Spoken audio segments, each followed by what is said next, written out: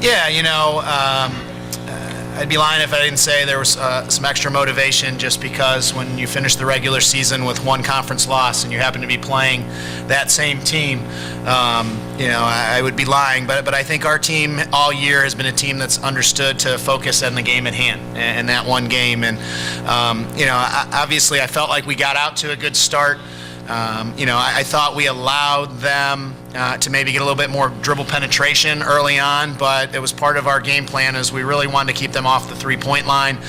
They had hit 11 threes when we played them at St. Louis, but I just felt offensively we did a good job of finding Kyra early, and I think at times when you're in the 30th game of the year, you understand the attention that Jonquel is going to garner, and I just thought Kyra got the ball in great spots, and that was her putting herself in those spots. She scored off out-of-bounds plays, she scored in transition, she scored on dump passes where she was in the right spot that our guards could find her.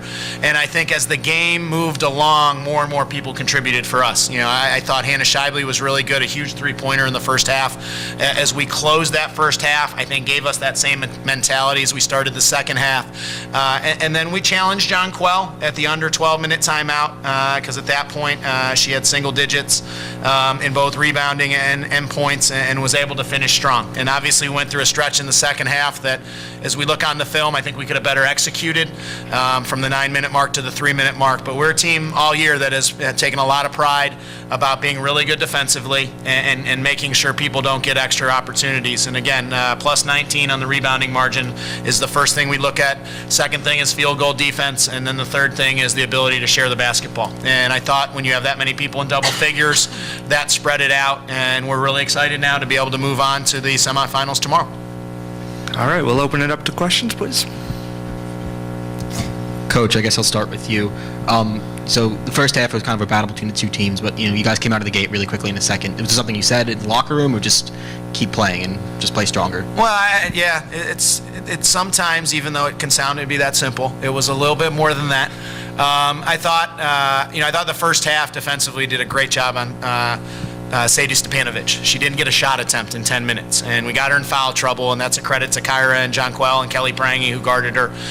We tried to keep the zone around her a little bit, to cut down on the penetration. I think at halftime we talked more about how could we slow down Jamisha Price, because she had 17 in the first half. And again, continue, I think 4 of the first 5 possessions we fouled, or maybe 3 of the first 5. We talked about that, but I think the understanding that we felt like the 9 kids who we played, if we continued to rebound and get it out in transition, we could put ourselves in a better opportunity to score.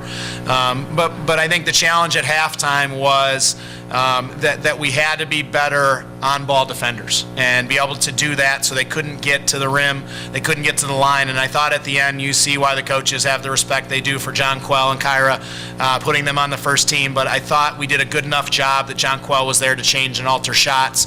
She finishes with 4 blocks. So, I think halftime our team knows at the 30th game we do the same thing at halftime. We talk about the things we feel like we can have some success at, and then the things that we need to do better. And I think these two understand that a lot of that's going to go through them and where they need to get the ball and be able to dictate things that they are able to control. And I think we talk about, again, defense. We can be better defensively and rebounding the basketball. And I thought that part of the second half allowed us to get out and get better shot opportunities. Okay. JJ, I guess two of those blocks came, at 6:30 and 3:30. When St. Louis was in 7, and then you kind of slowed them down. Was something going through your head when you're like, we need this block, or was it just playing in the moment? It was just playing in the moment, just sliding over and trusting our defensive principles. So it just all kind of came together. And Kyra, you had a big game as well. When JJ wasn't really scoring in the first half, you took the team over. Just talk about that for a little bit. Basically just getting in the right spots, like Coach said, and moving so the guards can see us, and knowing defensively that they were going to bring two to double and just make my move as quickly as possible. And that worked for me today. And Coach, is there a team tomorrow you'd rather face? You're facing the winner of the next game. How are you game planning? Who do you want to face? Well, you have friends on Fordham or Richmond here? You want me to try to set something up with that? you know what? I want it to go 5 overtimes, and I want their kids to play 50-some minutes apiece. Both teams are really well coached, and they have kids that have had sensational years. You know what? I think understanding once that game's over, we know that's who we're going to face. And I have the highest, most amount of respect for the job Michael Schaefer's done this year with everything that's happened in the last 12 months in the University of Richmond women's basketball program. And on the other side, you have Stephanie Gately, who's the defending tournament champion. So I'm excited because I know our group knows we got to this round last year, and we want to take one more step. And so we're excited to be playing tomorrow. And when that game's over, we know who will play. And that's about as much as I'll say on who I want to play. Thanks, Coach. Coach, another aspect of the game that I thought was pretty critical, 17 of your rebounds offensive and 16 second chance points. How much do you guys drill, practice, getting in there, getting the second, third opportunities?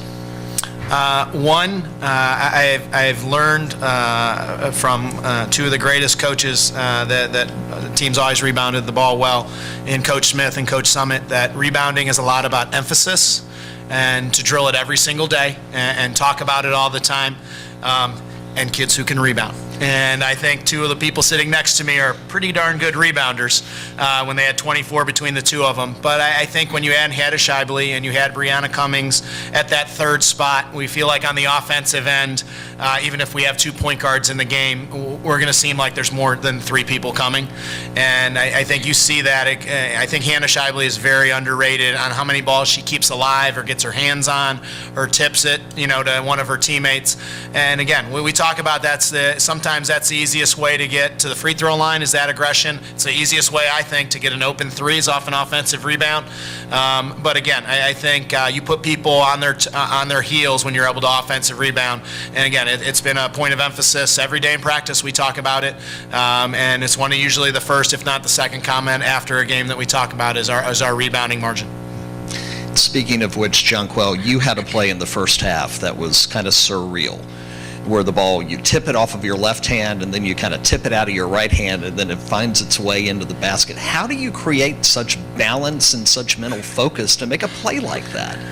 I just played. I mean, it just kind of happened. It was fun though. So you remember the play?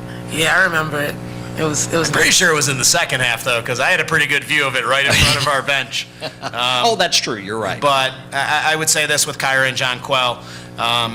They take a lot of pride in making sure that they're not the only two rebounding, that they want to get that help from their teammates.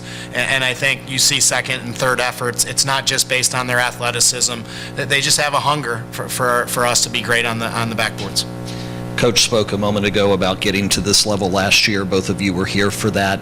How hungry are you? What do you feel like you need to do in the next 24 hours to prepare for tomorrow, no matter the opponent?